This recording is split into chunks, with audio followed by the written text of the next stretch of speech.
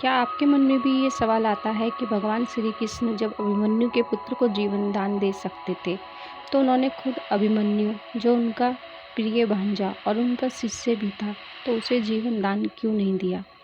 यही सवाल जब उद्धव जी ने भगवान श्री कृष्ण जी से पूछा, तो श्री कृष्ण जी ने इसका बहुत सुंदर और सार्थक जवाब दिया, जो आपको हमारे वेदों में पढ़ने को मिलता है।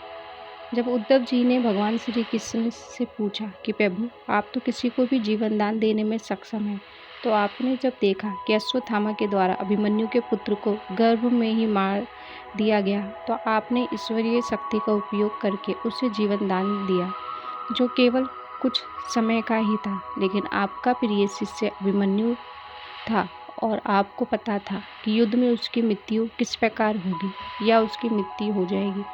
तब भी आप चक्रव्यूह वाले दिन अर्जुन को उससे दूर ले गए और अभिमन्यु को मृत्यु के लिए छोड़ दिया।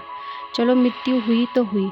जब आप उसके पुत्र को जीवन दान दे सकते थे, तो आपने खुद अभिमन्यु को जीवन दान क्यों नहीं दिया?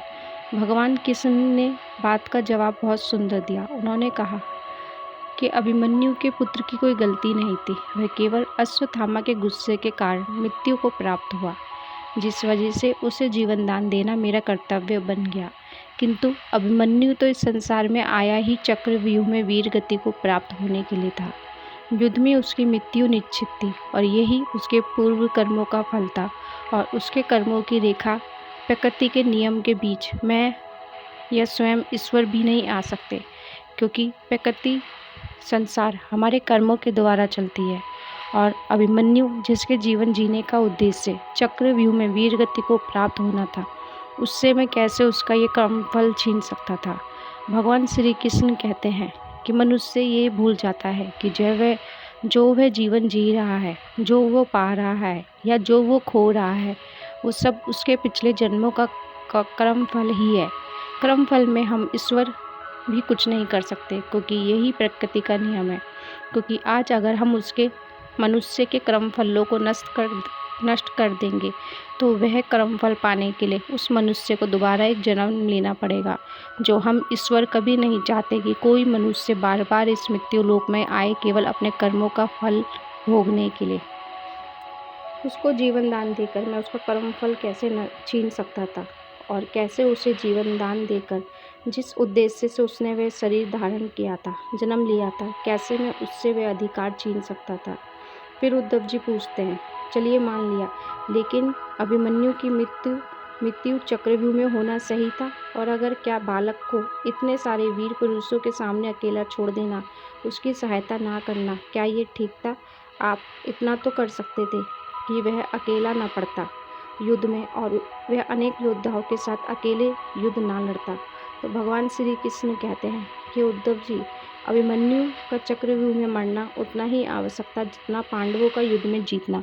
अगर अभिमन्यु युद्ध में चक्रव्यूह में योद्धाओं के हाथों नहीं मरता, तो फिर युद्ध के नियम कैसे टूटते? और अगर युद्ध के नियम नहीं टूटते और युद्ध भीष्म पितामह के द्वारा बनाए गए नियमों के आधार पर चलता रहता, तो युद्ध में पांडवों की विजय कभी नहीं हो सकती थी। युद्ध को जीतने के लिए नियमों को तोड़ना जरूरी था और नियम कौरवों की तरफ से ही टूटते, तभी पांडवों की विजय हो पाती। इसीलिए अभिमन्यु का चक्रव्यूह में अकेले लड़ना और योद्धाओं के हाथों मरना केवल पांडवों को विजय दिलाने के लिए ही प्रकृति का नियम था। जब अभिमन्यु को इतने योद्धाओं ने अकेले मारा, तब युद्ध का महत्वपूर्ण नियम टूट गया और किसी को भी किसी भी हाल में मारा जा सकता था। तभी तो पांडव भीष्म पितामह, द्रोणाचार्य और कर्ण जैसे योद्धाओं को मार पाए।